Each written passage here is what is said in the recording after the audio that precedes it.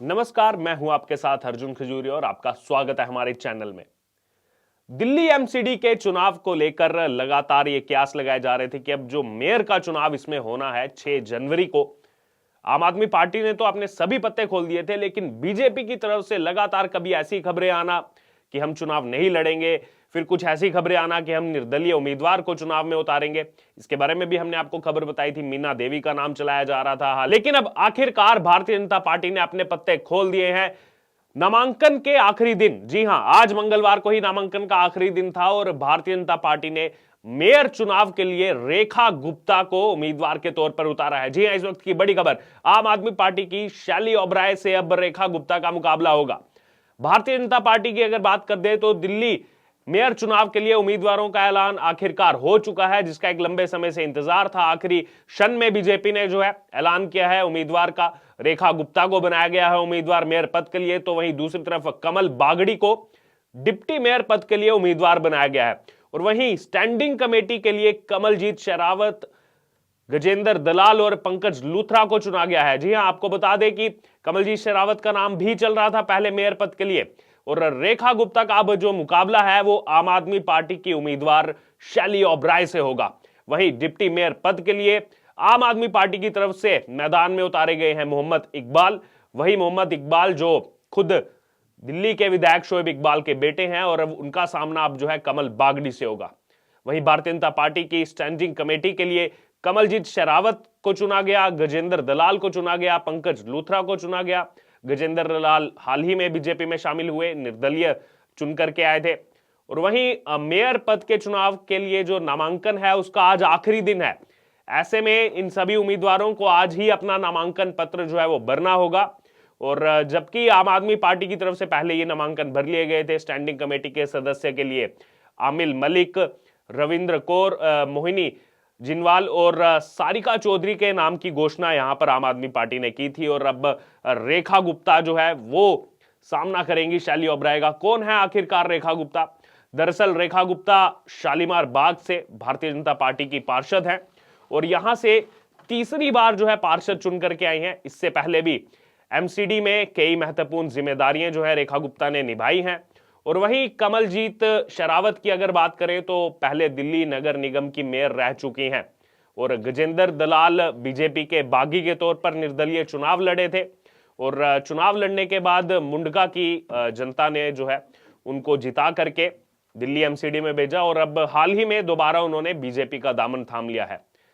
जो मेयर पद का चुनाव है उसके लिए जो डेट फाइनल की गई है वो 6 जनवरी है, यानी कि एमसीडी के मेयर के लिए 6 जनवरी को मतदान होगा और इसी दिन सदन की स्थायी समिति के 6 सदस्यों का चुनाव भी होना है। वहीं एमसीडी की 250 सीटों में से अगर बात की जाए तो आम आदमी पार्टी को 134 सीटें मिली थी, वो जीत करके जो है बहुमत प्राप्त की थी, आंकड़े को पार किया था बहुमत के आंकड़े को। लेकिन बीजेपी को 104 सीटों से संतुष्ट होना पड़ा था और अब वो आंकड़ा 105 का हो चुका है।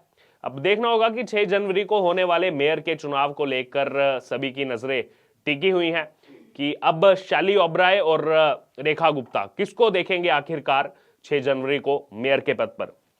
अगर बात की जाए, पहले बीजेपी के कुछ नेताओं का कहना था कि वो चुनाव नहीं लड़ेंगे, लेकिन अब आखिरकार वो यू टर्न लेकर के चुनाव में जो है आम आदमी पार्टी के लिए इतना जो है आसान नहीं छोड़ रहे हैं डगर को। वहीं इसमें जो स्टैंडिंग कमेटी की बात हो रही है उसके अगर गणित को आपको समझा दे तो स्टैंडिंग कमेटी में कुल 18 सदस्य रहते हैं, जिनमें से 6 सदस्य सदन से मनोनीत होते हैं, जिनके चुनाव के बारे में हमने आपको बताया। इनमें से 4 सदस्यों को आम आदमी पार्टी ने जो है मनोनीत करने के लिए उनके नामों की घोषणा भी कर दी है और 12 सदस्य जो है वो जोन से चुनकर आने वाले हैं, यानी कि जितने जोन हैं उनसे जो है हर एक जोन से एक एक सदस्य चुन करके आएगा।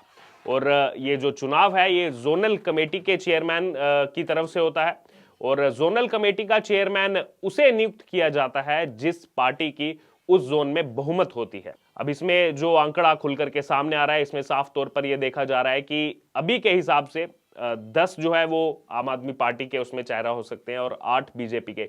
लेकिन यहां पर बीजेपी के कुछ सूत्रों का कहना है कि इसमें गणित में फेरबदल हो सकता है, जहां पर मात्र 1 से 2 सदस्यों का ही जो है फेरबदल है, वहां पर बीजेपी जोड़ तोड़ की राजनीति कर सकती है और कुछ फेरबदल यहां पर देखने को मिल सकता है। तो यानी कि काफी दिलचस्प रहने वाला है। ये वही एमसीडी में मेयर पद का चुनाव है जिसको आम आदमी पार्टी पहले ऐसे सोच रही थी कि इसको एक तरफा हमने जीत लिया है, मेयर भी हम बना लेंगे, डिप्टी मेयर भी हम बना लेंगे।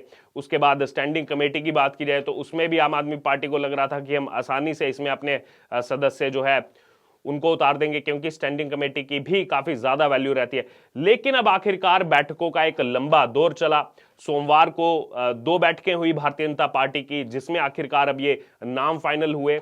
और कहीं ना कहीं बीजेपी ने भी सोचा कि इतनी आसानी से आम आदमी पार्टी को ये मेयर पद नहीं ले जाने देंगे। बेशक ये मात्र 3 महीने के लिए पद रहने वाला है, चाहे मेयर हो या फिर डिप्टी मेयर हो, क्योंकि फाइनेंशियल ईयर 2022-23 की बात की जाए तो जनवरी 6 को जब ये चुनाव होगा उसके बाद से मात्र 2 या 3 महीने का समय ही इन सदस्यों को मिलेगा, मेयर को मिलेगा, डिप्टी मेयर को मिलेगा। और अभी जो मेयर के लिए पहले वर्ष के लिए जो है महिला के लिए आरक्षित है ये सीट, फिर तीसरे वर्ष के लिए जो है एससी के लिए आरक्षित है। उसके अलावा जो बाकी 3 साल मेयर रहने वाले हैं उसमें जो है कोई भी इस तरह का ऐसा आरक्षित सीट नहीं है, आप किसी को भी जो है कैंडिडेट के तौर पर उतार सकते हैं। हालांकि पूरा 5 साल का कार्यकाल रहता है पार्षदों का, लेकिन जो मेयर और डिप्टी मेयर रहेंगे वो 1-1 साल के लिए रहेंगे। और इस समय बीजेपी ने जिन नामों को उतारा है, अगर कमल बागड़ी की बात की जाए तो वो पहली बार चुन करके आए हैं, डिप्टी मेयर पद के लिए उतारा है। लेकिन रेखा गुप्ता उनके साथ जिनको उतारा गया है मेयर पद के लिए, वो काफी एक्सपीरियंस चेहरा है, बीजेपी का पुराना चेहरा है, 3 बार जो है पार्षद रही हैं। और इतना ही नहीं बल्कि स्टैंडिंग कमेटी के लिए भी बीजेपी ने जिन नामों को फाइनल किया है, जिसमें कमलजीत शेरावत का नाम है, कहीं ना कहीं उनका नाम भी पहले मेयर पद के लिए चल रहा था, कुछ रिपोर्ट्स में उनका नाम भी सामने आ रहा था, क्योंकि वो भी बीजेपी की पुरानी नेता हैं। और इससे पहले एसडीएमसी यानी कि साउथ दिल्ली म्युनिसिपल कॉरपोरेशन की मेयर भी रह चुकी हैं। पिछली बार जब चुनाव हुए थे उसके बाद जब उनको जीत प्राप्त हुई थी तो वहां पर उनको मेयर बनाया गया था।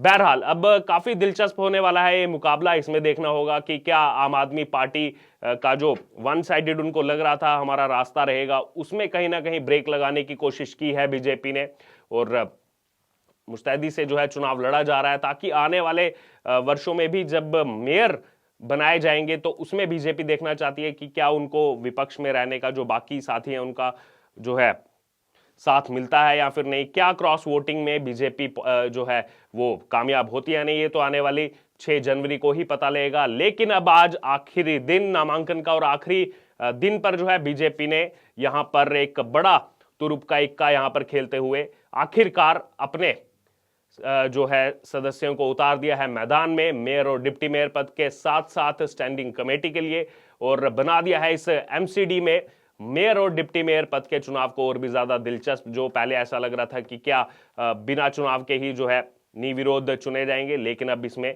एक नया जो है इंटरेस्टिंग फैक्टर देखने को मिल रहा है। अब इस पर आपकी क्या राय है? क्या आम आदमी पार्टी जो है वो अपना मेयर बना लेगी शैली ओबराय को, या फिर बीजेपी किसी ना किसी तरह से जो है कुछ सदस्यों से क्रॉस वोटिंग करवा सकती है और इसमें अपना मेयर बना सकती है? इसको लेकर आपकी जो भी राय है आप हमारे साथ कमेंट बॉक्स में शेयर कर सकते हैं, और इससे जुड़े तमाम अपडेट के लिए बने रहिए हमारे साथ। धन्यवाद।